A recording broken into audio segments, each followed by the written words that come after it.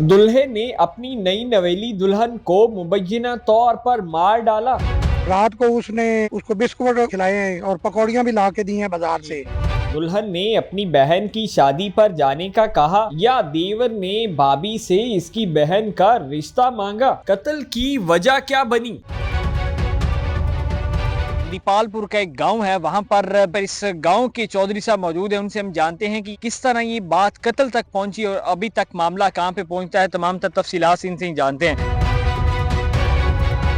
असल में मामला ये है कि हमारे गांव का इधर नाई है, शादी अपने मामू के घर शादी हुई है 4 माह पहले। उसने अपनी बीवी को कुछ जाती रंजिश लड़ाई झगड़े की वजह से उसका मर्डर कर दिया है और अजारबंद से उसका गला दबा के उसको उसने मार दिया है। हम गांव के जिम्मेदार हैं, जो भी कोई मामला हो तो लोग हमें इतला देते हैं, कोई थाने का हो या कोई भी लड़ाई झगड़ा हो तो हमें पहले बताते हैं कि ये मसला बन गया है। अच्छा चौधरी साहब, सोशल मीडिया पे तो ये खबरें चल रही हैं कि उसने भाई का रिश्ता लेना था, देवर भी उसके अंदर शामिल था। नहीं, वो बिल्कुल गलत और बेबुनियाद है। वो मुदई भी जो है उसके घर जो उसकी बीवी है वो हमारे गांव की रहने वाली थी। उसकी ये वट्टे सट्टे की पहले शादी हुई थी। उसकी शादी 4 माह पहले हुई तो उनकी एक दूसरी बहन है, उसकी कोई शादी थी अभी, तो वो बीवी कहती थी कि मैंने अपनी बहन की शादी पे जाना है। उसने कहा कि मैंने तुम्हारी जो बहन की शादी है उसके ऊपर मैं नहीं आपको जाने देना उधर मंडी अहमदाबाद में। और असल में झगड़ा ये था कि उसका दूसरा भाई वो भी रिश्ता मांगता था उसकी दूसरी बहन का, लेकिन उन्होंने इनकार कर दिया था कि नहीं हमने नहीं देना। तो रात को उसने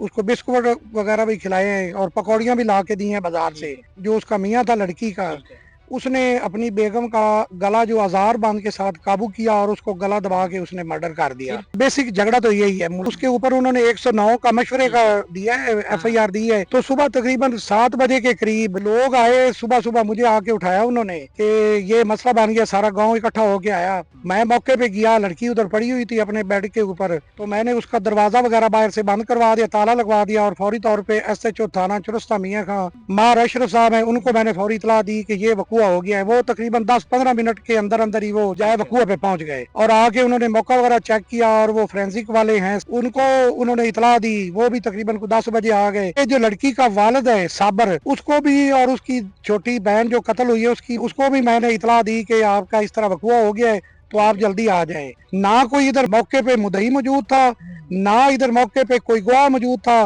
वो उन्होंने कहानी बनाई है कि छोटा भाई उसने जी टांगे पकड़ी हुई थी, पुलिस को मैंने ही उनको पकड़ के दिया है। मैंने कहा ये आपके मुलजम जो FIR में नामजद हुए हैं, और एक दिन के अंदर अंदर वो जो असल मुलजम था उसको भी बंदे मैंने पीछे लगाए। वो ढूंढ के SHO को इतला दी कि फलां जगह पे वो बंदा छुप के बैठा है, उसको पकड़ लें। उनको भी पकड़ लिया। जो मुलजिमान थे वो पकड़े गए अभी तीनों पकड़े गए हैं। उसमें अभी एक जुडिशियल हो गया जो असल मुलजम था, और बाकी 2 के बारे में 2-3 पंचायतें हुई हैं, मैं भी उनमें गया हूँ। SHO साहब को और DSP बसीरपुर और मलक दाऊद साहब है हमारे SP इन्वेस्टिगेशन, उनको भी मैंने बताया कि ये मौके पे ना कोई मुद्दई था ना कोई गवाह था।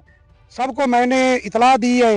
वो बाद में आए हैं और ये उन्होंने ज्यादती की है कि दूसरे 2 भाइयों के खिलाफ उन्होंने FIR करवा दी है। चौधरी साहब, फिर FIR किसकी मुद्दत में होती है? FIR उसके वालिद की मुद्दत में होती है कि मैं मौके पे मौजूद था। उनकी डेड बॉडी जो है तकरीबन 11 बजे वो पहुंचे हैं। 11 बजे मैंने उनकी बेटी की डेड बॉडी जो उनके हवाले कर दी है। गांव के अंदर तो ये चीजें होती नहीं है, लोग बड़े जुड़े होते हैं एक दूसरे के साथ। हम पहले सुना करते थे बड़े शहरों में इस तरह के मामलात होते हैं, तो क्या लगता है ये मामलात बढ़ नहीं रहे हैं? अब गाँव के अंदर भी ये चीजें घुस रही हैं और गाँव की जो क्रेडिबिलिटी है उनको खराब करते हैं लोग। असल में वो लड़का कुछ साइको टाइप का मालूम होता है। हमने कहा भी अगर कोई मसला था हमें बताते, हम आपका फैसला करते। ना अपनी माँ को ना अपने किसी भाई को भी उसने नहीं बताया कि ये झगड़ा है। कहता जी मैंने जज्बात में आके ये कर दिया। लेकिन उसके छोटा भाई वो भी इस मामले में उसका कोई तल्लक नहीं है, और उसका भाई उसको गुजरांवाला कैंट से मैंने बुलवाया है, और जब भी आया तो SHO ने बता दिया कि इसके ऊपर FIR हो गई है। मैंने उसको भी थाने हवाले कर दिया है। जो तीसरा है वो एक दिन छुपा रहा है।